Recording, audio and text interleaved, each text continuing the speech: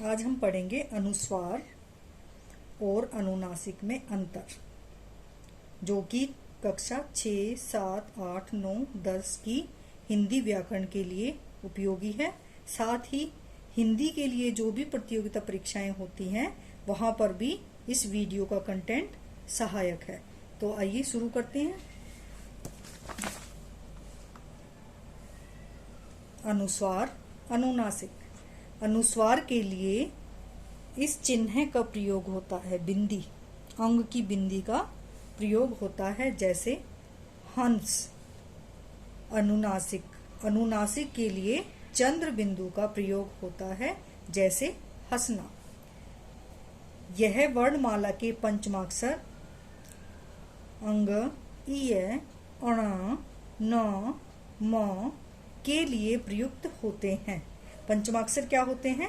सभी वर्गों जैसे क वर्ग, च वर्ग, क वर्ग जैसे क, ख, ग, घ, ड़, च, छ, ज, झ, ण, ट वर्ग, त वर्ग, प वर्ग में पांचवा जो वर्ण होता है उसको पंचमाक्षर बोला जाता है।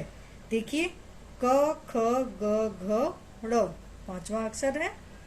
इसी तरह से च, छ, ज, झ, ञ, ट, ठ, ड, ढ, ण पंचमाक्षर है। त, थ, द, ध, न पंचमाक्षर है। प, फ, ब, भ, म पंचमाक्षर है। तो ये पंचमाक्षर के लिए प्रयोग होते हैं अनुस्वार। जब इन पंचमाक्षरों को आधा लिखना होता है तो इनके नीचे हलंत अर्थात एक लाइन का प्रयोग करते हैं, जैसे ड़। ड़ के नीचे ये हमने हलंत का प्रयोग किया है। ये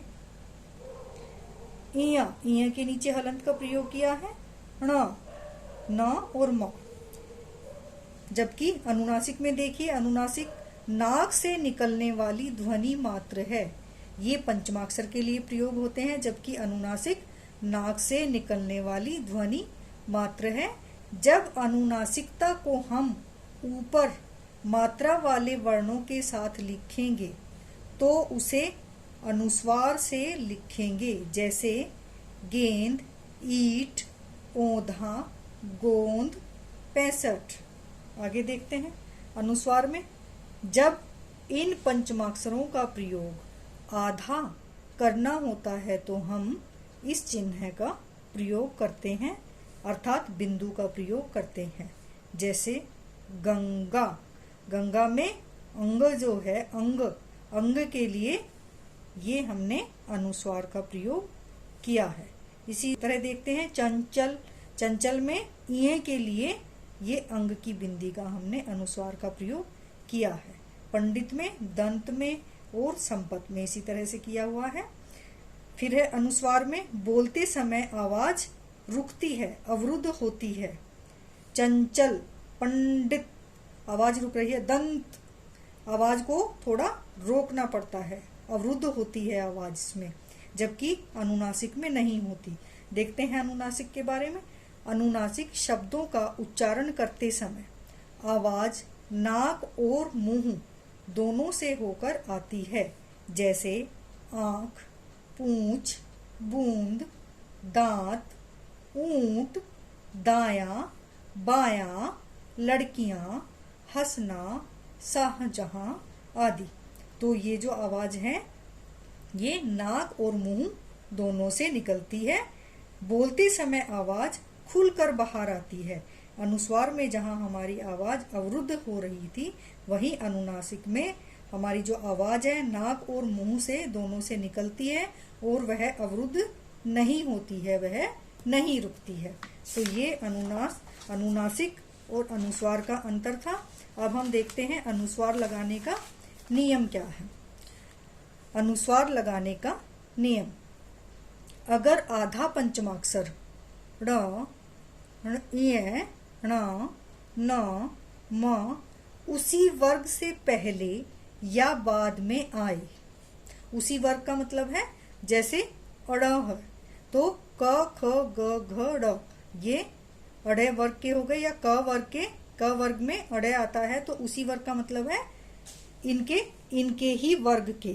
क वर्ग हो गया, फिर इसी तरह से ये क ख ग घ ड़, फिर ये च वर्ग हो गया।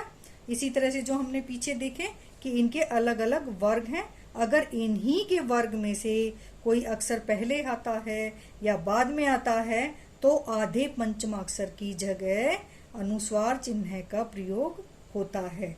जैसे हमने पीछे भी देखा था कि अशुद्ध है, गंगा इस तरह से लिखेंगे तो वह अशुद्ध माना जाएगा, और इसकी जगह अगर हम पंचमाक्षर ये लगा देंगे, पंचमाक्षर की जगह अंग की बिंदी लगा देंगे, अनुस्वार का प्रयोग करेंगे तो ये शुद्ध हो जाएगा। तो यहाँ से भी आपका एक क्वेश्चन बन सकता है कि गंगा का सही रूप क्या है। यहाँ अंग पंचमाक्षर अपने ही वर्ग क ख ग घ ड़ के वर्ण ग से पहले आया है। ठीक है, पंचमाक्षर ये हो गया और ये ग इसी के वर्ग का है, तो ये इससे पहले आया है, अतः बिंदु या अनुस्वार का प्रयोग इसीलिए हुआ है। इसी तरह से संपत में आइए अब कुछ उदाहरण देखते हैं शुद्ध वर्तनी के। अंत अंत शुद्ध वर्तनी है ये। इसी तरह से पंथ, बंद, अंधा, पुण्य, गन्ना, साम्य, निम्न, पंडित, कंचन, गेंद, ये है सही रूप।